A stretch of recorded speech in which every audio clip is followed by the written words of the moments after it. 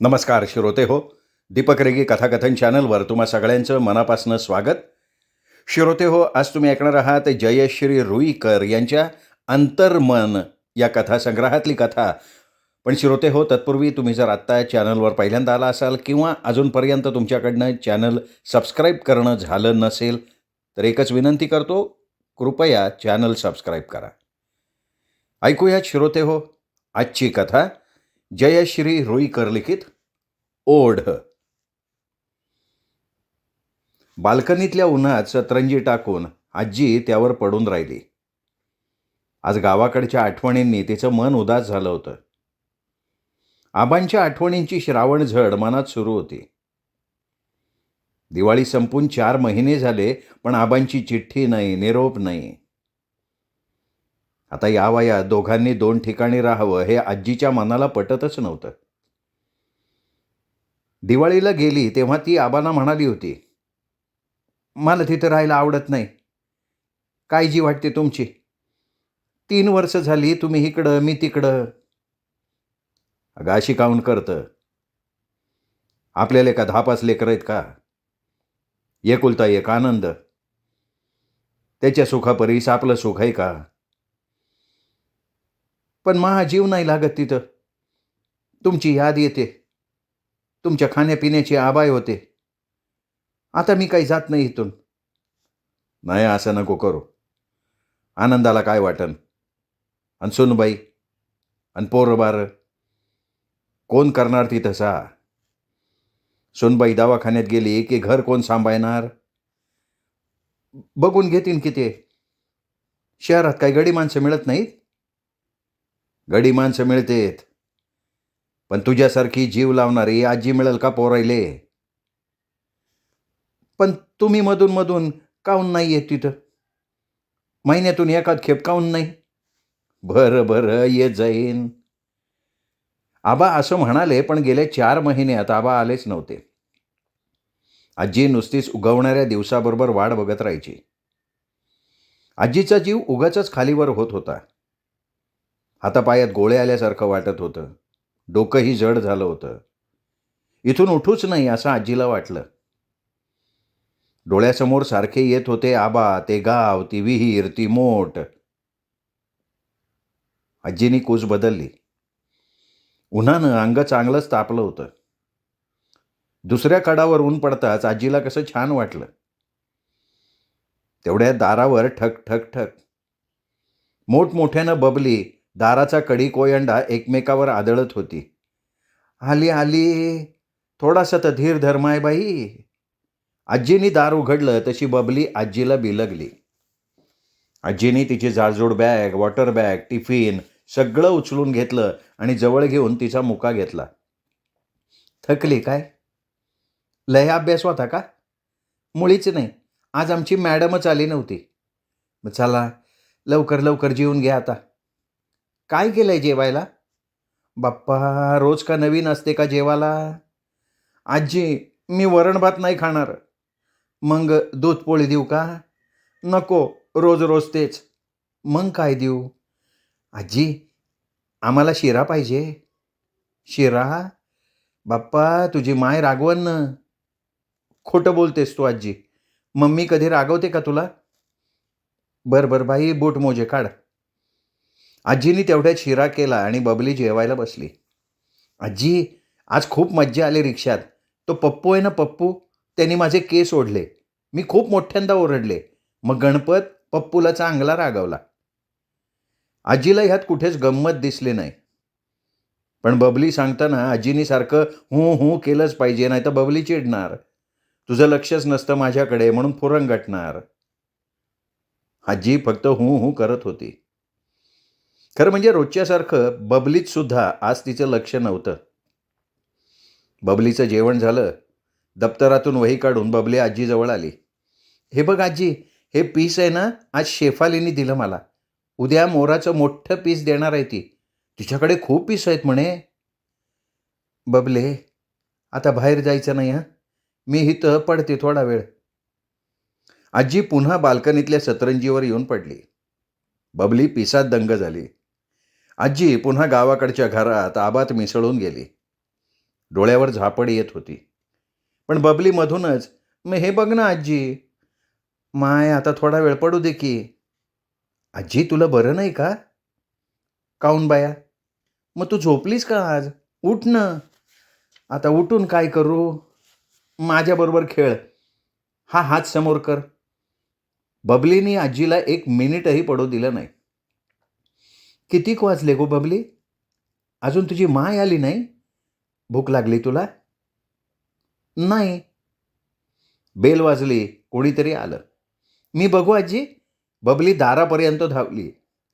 "अरे कोण आहे? दूर हो बरं तू." आजीने दार उघडलं. सेल्सगर्ल उभी होती.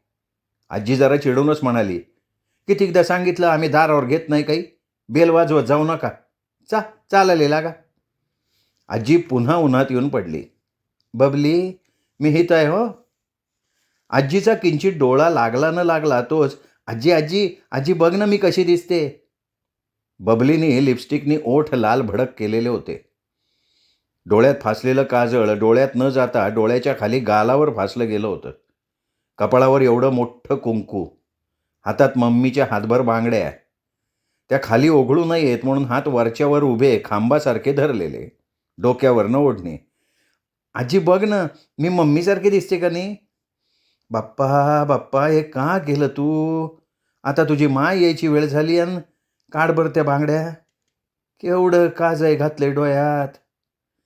आजीने बबलीचं काजळ पुसलं. बांगड्या काढता काढता फुटल्या. आत येऊन बघते तर ड्रेसिंग टेबलावरचं सगळं सामान विस्कटलेलं. "बबली, एक एक नसतं का मागे लावून देत तू?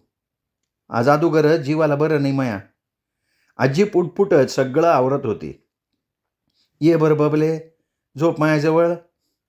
बबली आजीच्या मांडीवर येऊन पडली.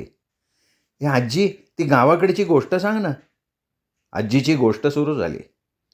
गोष्ट सांगता सांगता आजी गावाकडची झाली.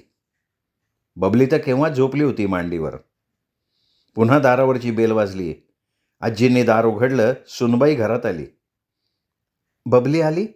"हां, आली की." आजी पुन्हा उन्हात येऊन पडली. रोजच्यासारखं आजींनी सुनेला आत येताच काहीसुद्धा विचारलं नाही, का सून येताच पानं मांडली नाहीत, का अन्न गरम करायला ठेवलं नाही. मीराला आश्चर्य वाटलं. रोज सुनेचे कपडे बदलून व्हायच्या आत आजीचा टेबल तयार असायचा. मीरानं थोडा वेळ वाट बघितली. तिला लगेचच मीटिंगला जायचं होतं, त्यामुळे कपडे बदलले नाहीत. थोडा वेळ ड्रॉइंग रूममध्ये बसून मीरानं आजीचा अंदाज घेतला, पण काहीच हालचाल दिसेना. तेव्हा ती बाल्कनीत आली. "आई, आई अहो, काय झालंय तुम्हाला? बरं नाही आहे का?" "हां, डोकं लई चढलंय." मीरानं आजीच्या अंगाला हात लावून बघितलं.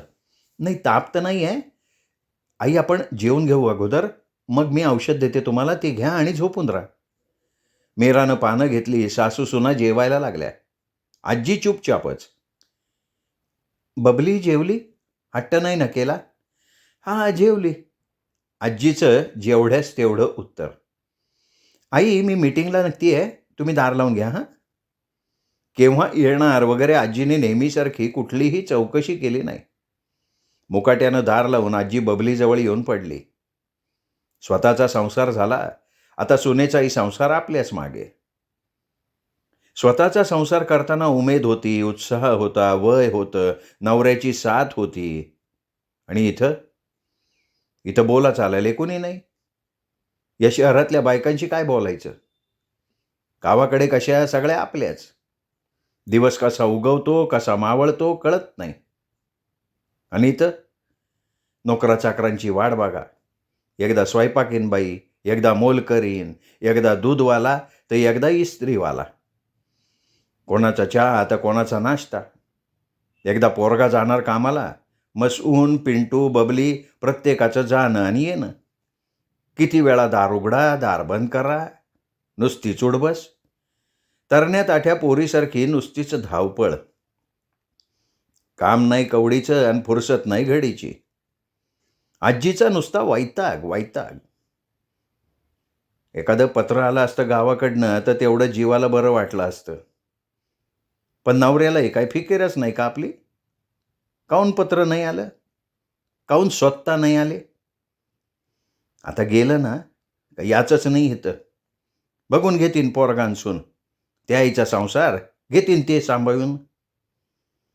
आजीचा डोळा लागला. जाग आली तेव्हा 4:30 होऊन गेले होते. बबली उठून बाल्कनीतून कोणाशी तरी मोठ्यांदा बोलत होती. बेल वाजली. आजी, पिंटू आला. आजींनी दार उघडलं. दूध गरम करून त्यात बोर्नविटा घालून पिंटूला आणि बबलीला बोलवलं. स्वतःचा चहा करून घेतला. आजी, ब्रेड नको मला. रोज रोज ब्रेडच काय देते ग? परवा मम्मीनी चकल्या आणल्या त्या दे ना. पिंटू बाबा, विकतच्या चकल्या कितीक पुरणार? घे, ब्रेड खाऊन घे, शहाणा आहे माझा राजा. आजीने पिंटूच्या गालावरनं हात फिरवला. तेवढ्यात खालून नितीनचा आवाज आला. स्टंप घेऊन ये रे, मी पण येतोय खेळायला. दोघेही खेळायला खाली गेले. आजीनी पुन्हा दार लावलं. टेबल साफ केलं, कब्बाशा धुतल्या आणि पुन्हा बाल्कनीत येऊन बसली. कोणाशी तरी बोलावं असं मनापासनं वाटत होतं, पण बोलणार कोणाशी? आजी पुन्हा घरात आली. सगळं घर कसं चकचकीत, व्यवस्थित. कुठे पसारा नाही की काय नाही. खिडकीशी उभी राहून आजी रस्त्याकडे नुसतीच बघत राहिली. मनात पुन्हा गाव, पुन्हा आबा. आजी कोमेजून गेली, उदास झाली. दिवे लागण झाली. मुलगा कामावरनं आला. आजीनी चहा करून दिला. थोड्या वेळानं सून मीटिंगवरनं आली. येताना हातात पुडके होते, सामोसे आणि केक. मग चहाबरोबर थोडं खाणं झालं. सून लगेचच हॉस्पिटलला निघून गेली. मुलगा पेपर वाचत पडला. आजीला वाटलं मुलानं बोलावं, काहीतरी चौकशी करावी. ती थोडा वेळ तिथेच बसून राहिली मुलासमोर. पण आनंद काही बोललाच नाही. शेवटी न राहून आजीनीच विचारलं, आनंदा, आनंदा, गावाकडनं काही समाचार कळला नाही लई दिवसात? पत्र नाही, चिठ्ठी नाही, तू हे आबा पण नाही आले. मी मागच्याच आठवड्यात पत्र टाकलं, पण आबांचं काही उत्तरच नाही. असं काऊन रे? काळजी नाही वाटत? आजीचा स्वर भरून आला आणि मग आजी चटकन तिथून उठूनच गेल्या. दिवे लागण झाली. स्वयंपाकीण बाई येऊन गेली. मुलं अभ्यासाला बसली. अभ्यास करता करता भांडाभांडी चालू होती. मुलगा बाहेर गेला होता. आजी बघ ना, यांनी माझी पेन्सिल घेतली. पण आजीनं आज लाडानं, कौतुकानं कोणाची बाजू घेतली नाही की असं नको करू रे, म्हणून दोन्ही नातवांचे मुके घेतले नाहीत. आजी पांघरून घेऊन पडून राहिली. 8:30 वाजले. सून आली. मुलगा आला. आजी उठ ना, आम्हाला भूक लागली आहे. आजी झोपूनच. मीरेला पुन्हा आश्चर्य वाटलं. दिवसभराच्या दगदगीनं ती थकली होती. रोज आजीच सगळं करायच्या. तिने भराभर पानं घेतली. मुलं जेवायला बसली. आजीला बोलवलं. मला नाही जेवायचं. आजी, टीव्ही लागला, चल ना बघायला. मला नाही बघायचा. आजीचं वागणं कोणाच्या नाही इतकं मीराच्या नजरेत भरलं, खटकलं. आज आजींना काय झालंय काही कळत नाही. मीरानं रात्री आनंदाला म्हटलं. जेवली सुद्धा नाही ती. तुझं आणि तिचं काही बिनसलं का? कमाल आहे तुमची. आजपर्यंत कधी काही बोलली आहे का मी त्यांना? बोलली नशील ग, पण तिच्या मनाविरुद्ध वागली असशील. तुझ्या मनातही नसताना एखादा शब्द तू उच्चारला आणि नेमका तोच तिला लागला असेल. अशी वेळच कुठे येते त्यांच्या मनाविरुद्ध वागण्याची? मग काय झालंय काय तिला? मला वाटतं मीरा काही दिवस तिला आबांकडे पाठवून द्यावं. 24 तारखेपासून मुलांच्या युनिट टेस्ट सुरू होत आहेत. परवाच टाइमटेबल नाही का दाखवलं पिंटूनी? हे बघ मीरा, हे नेहमी चालू राहणार. आबांचंही पत्र नाही का इकडे येणं नाही. तिला आबांची आठवण येत असणार अगं. ह्या वयात? पुढचं वाक्य बोलण्याऐवजी मीरा फिसकन हसली.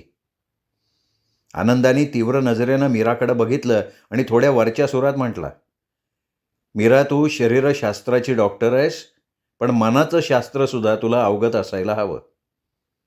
तरुण वयापेक्षाही उतार वयात गरज जास्त असते परस्परांची. अगं, वयाच्या 14व्या वर्षांपासून आई आबांच्या सहवासात राहिली आहे. गेल्या 3 वर्षांपासून ती इथे राहतीये.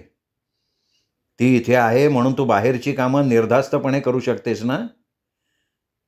मी कुठे नाकबूल करतीये? या 4 भिंतीत तिचा नक्की कोंडमारा होत असावा. ती बोलत नाही, पण कधी कधी उगाच चिडचिड करते ना, त्याचं कारण हेच असावं. अगं, मनाची ही काही भूक असते ना. इथे बोलायला कोणी नाहीये तिच्याशी. का? त्यांचा नातू आहे, नात आहे. आहेत ना दोघं त्यांच्याशी बोलायला. जेवणात सुद्धा रोज रोज तेच तेच नको असतं. बदल हवासा वाटतो का नाही? काय म्हणायचंय तुम्हाला? हे बघा, मी काही त्यांना इथे कामासाठी आणलेलं नाहीये. इथे सगळ्या कामाला नोकर आहेत. मधल्या वेळचं खाणं सुद्धा कधी करायला सांगत नाही. जमलं तर मी करते, नाहीतर बाहेरनं घेऊन येते. घरातली प्रत्येक गोष्ट माझ्यापेक्षा त्यांना जास्त माहिती आहे. खऱ्या अर्थानं संसार त्याच करतायत अहो. मी तर बाहेरच असते की नाही. Exactly, exactly. तू सतत बाहेर असतेस व्यवसायाच्या निमित्तानं, ठीक आहे. पण हे सेक्रेटरी पद ते कशाला स्वीकारलंस? अहो, हेच तर वय आहे ना जास्तीत जास्त पदरात पाडून घ्यायचं. पण स्वतःच्या पदरात जास्तीत जास्त पाडून घेताना दुसऱ्याचा पदर भिजतोय याकडे लक्ष असायला हवं ना. म्हणजे आई दुपारी रडत होती असं बबली म्हणत होती. तुम्हाला एवढं वाटतंय ना, मग तुम्ही बोलत जा ना आईशी. घेऊन जात जा त्यांना बाहेर. माझी काही ना नाही आहे त्याला. आणि रात्री त्या जेवल्या नाहीत तर तुम्ही जाऊन का नाही विचारलं हो त्यांना, का जेवत नाहीये साई म्हणून? का नाही तुम्ही त्यांची विचारपूस केली? थोडंसं चिडूनच मीरा म्हणाली. आनंदा निरुत्तर झाला. मीराच्या प्रश्नावर त्याच्याकडे उत्तर नव्हतं. सोयीस्करपणे कूस बदलवत तो म्हणाला, हे बघ आता झोपू दे. आज अगोदरच ऑफिसमध्ये इरिगेशनच्या माणसाने नको इतका त्रास दिलाय.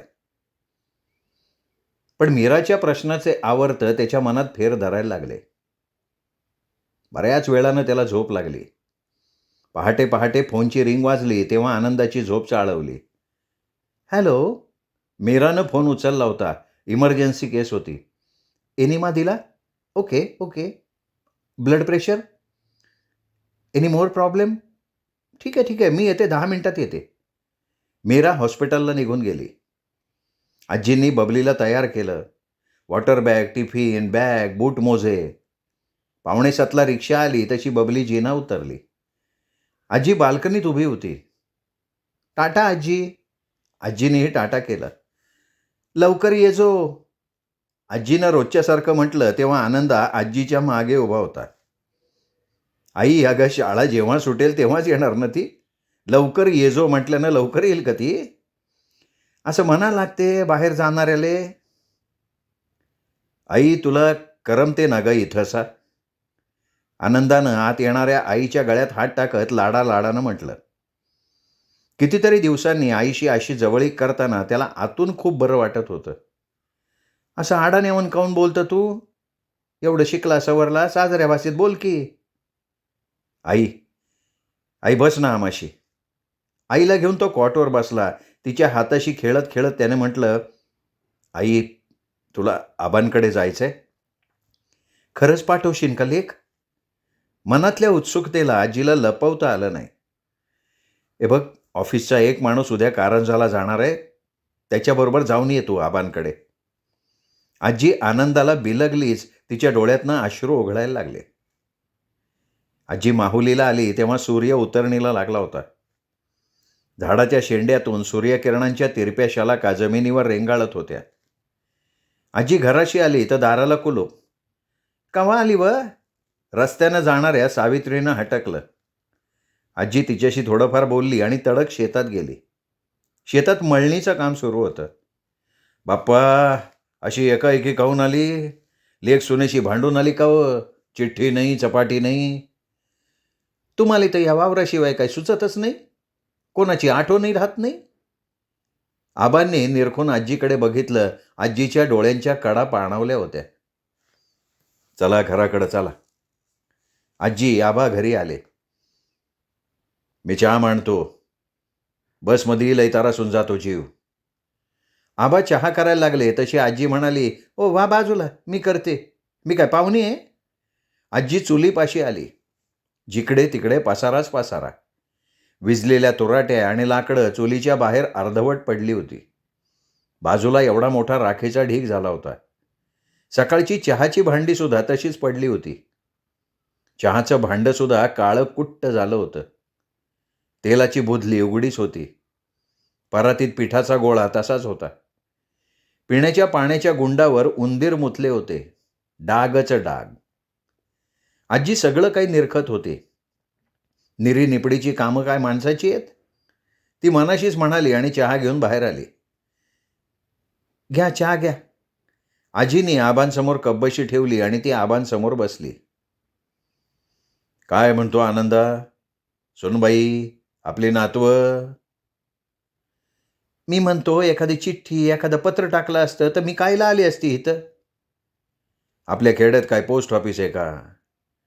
पकवासाच्या सदाशिवला 3दा सांगितलं कार्ड पाकिट आणून दे म्हणून. तो तर जातो ना तालुक्याला. पण त्याला काही आठवण राहत नाही. आणि शेतात बघितलं नाही का? भाकर खायलाही फुरसत नाही. कंस कावाची तोडून पडली. आबा एक एक कामाचा पाढा वाचत होते तशी आजी एकदा म्हणाली, बस बस, ठाऊ काही समद, एकट्याचं काम नाही आहे. पण सांगून ठेवते, आता काय मी पुन्हा जाणार नाही आनंदाकडं. काहून पण? भांडण गिंडण झालं का सुनबाई संग? बोलाले सुदे फुरसत नाही तिला, भांडते कायची ती? मग माझा जीव नाही लागत तिथं. तुम्ही इकडं आणि मी तिकडं. आणि आजी रडायलाच लागली. आबा गलबलले. आजीकडे बघता बघता 20-25शीतली आजी आबांच्या डोळ्यासमोर दिसायला लागली आणि मग आबांनी चटकन आजीला जवळच घेतलं. स्वतःच्या घरी येऊन आजीला आता 1.5 महिना झाला होता. घरावर आजीचा हात फिरून घर लख्ख झालं होतं. शेणामातीनं सारवून सारवून जमीन सिमेंटसारखी मौसूत झाली होती.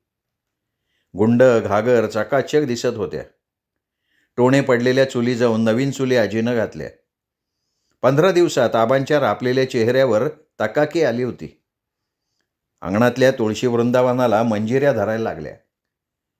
गावातल्या मायेच्या जिव्हाळ्याच्या माणसांच्या गाठीभेटी झाल्या होत्या. ज्या ओढीनं आजी गावी आली होती त्या ओढीतली तीव्रता हळूहळू कमी व्हायला लागली. पुन्हा आजीच्या मनानं उचल घेतली. आजीची बेचैनी वाढायला लागली. जेवायला बसली की बबलीत जीव गुंतून पाडायचा. आता पोरगी आई असन, मायबाप दोघं बी कामाव, कोण करत असन बबलीचं? आता काहून चिंता करते तिकडची? इथं राहायसाठी आली न तू? पण आबांचं बोलणं आजीच्या कानावर पडायचंच नाही. ती आपल्याच तंद्रीत बोलत राहायची. पोरीच्या जातीला लय माया असते. आनंदाची काही चिठ्ठी चपाटी पण नाही आली. काय सोय आहे, काय नाही आहे. आता उगी मुगी जेवणा, काहून काळजी करती? पण आजीचं मन गावातून उडून पुन्हा शहरातल्या पोराच्या संसारात उडालेलं होतं. आजीला मनापासून वाटत होतं आनंदाने पत्र लिहावं, त्यात लिहून आपल्याला बोलावून घ्यावं. पोराबायाची आबाय होते असं लिहावं, पण आनंदाचं पत्र काही येत नव्हतं आणि आजी अधिकाधिक उदास होत होती. बबली, पिंटू तिच्या सतत मनात फिरत राहायचे. अंधार दाटून आला होता. आबा नुकते जोंधळ्याच्या गाड्या भरवून घेऊन शेतावरनं घरी आले होते. आजीनी चुलीवर चहाचं आधण मांडलं होतं. तेवढ्यात तालुक्यावरनं येणाऱ्या पकवासाच्या सदाशिवची हाक कानावर आली. आजी, घेऊ तुझ्या पोराचं पत्र. उद्या गावात पोस्टमन येणारच होता, पण गेलो होतो पोस्टात तर त्या झाड्याने दिलं तुमचं पत्र. आजी एखाद्या षोडशीसारखी धावत बाहेर आली. वाचतं काय? वाच की, काय लिहिलं आनंदानं? नाही बाप्पा, वेळ नाही मला, आबा वाचतीन की. सदाशिव निघून गेला. आजी आबाच्या मागे लागली. अगं थांब की, हातपाय धुऊ देशील का नाही? आबांनी पत्र वाचलं. हळूहळू, सावकाश, आजीला समजेल अशा लयीत. आजी जीवाचा कान करून ऐकत होती. पत्र संपलं. आजी पत्र ऐकून निराश झाली. तिच्या अपेक्षेसारखं पत्रात काहीच नव्हतं. उलट आनंदानं लिहिलं होतं, दिवसभरासाठी घरात कामाला आणि मुलांकडे बघायला बाई ठेवलेली आहे. आता या भाड्याच्या बायकांना काय माहेर राहते का पोरायची? म्हणे बाई ठेवली आहे. ती बाई नीट बघत असन का बबलीला? त्या पोरीच्या तर लय तारा तारा. अजून काही लिहिलं नाही? आजीने पुन्हा पुन्हा विचारलं. आबांनी नाही म्हटल्यावर आजी हेर मोसली. आबांनी चहा घेतला. देवरावकडं जाऊन येतो. उद्या त्याची आई बांड्या जायच्या शहरात. आबा उठले आणि टपकन काहीतरी पडल्याचा आवाज आला. हे काय वय? आबांनी उघडून बघितलं, मोठमोठ्या अक्षरात इंग्रजीत 4 ओळी लिहिलेल्या होत्या. पण 4 वर्ग शिकलेल्या आबांना इंग्रजी कुठे येत होतं? काय आहे हो?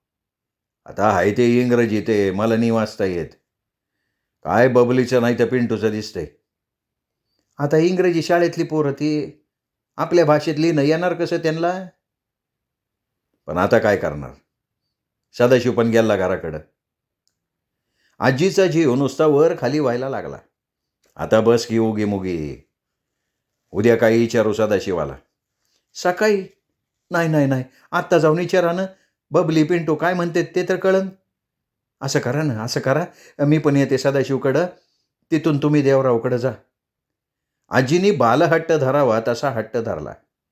आबांचे कपडे चपला आणल्या, आबांसमोर ठेवल्या, स्वतःच्या लुगड्याचा काष्टा घातला, घोळ बरोबर केला. अहो चला की. आबांचा नाईलाज झाला. सदाशिवा, आबांनी बाहेरनंच आवाज दिला. हे वाचून दाखव बरं. सदाशिवनी पत्र हातात घेतलं आणि मोठ्यांदा वाचू लागला. माय डिअर आजी, I remember you very much. You come here immediately. Babli. अरे मजी काय लिहिलंय? आजींनी विलक्षण उत्सुकतेनं विचारलं. आजी, तुमच्या नातीने लिहिलंय का मला तुझी लय आठवण येते, लवकर इथे ये.